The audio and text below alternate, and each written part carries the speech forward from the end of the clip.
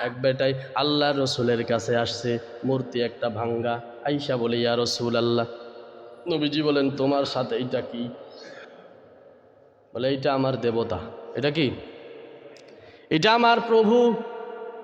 তো তোমার প্রভুর হাত একটা ভাঙ্গা কেন?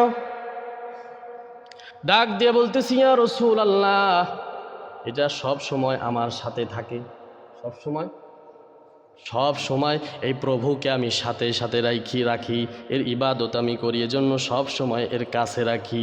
আমি চলতে লাগলাম, যাওয়ার সময় আমার ইস্তেঞ্জার ব্যাঘাত হয়ে গেল। আমি চিন্তা করলাম, এই প্রভুরে নিয়ে তো ইস্তেঞ্জা করা যাবে না। ইস্তেঞ্জা যদি প্রভুরে নিয়ে যায় করি, তাহলে আমার সব কিছু ইজ্জত পাঞ্চার হয়ে যায়। এজন্য এই মূর্তিটারে আমি একটা গাছের সাথে হেলান দিলাম। দেখেন, একা দাঁড়াতে পারে না, এর আবার আর একজন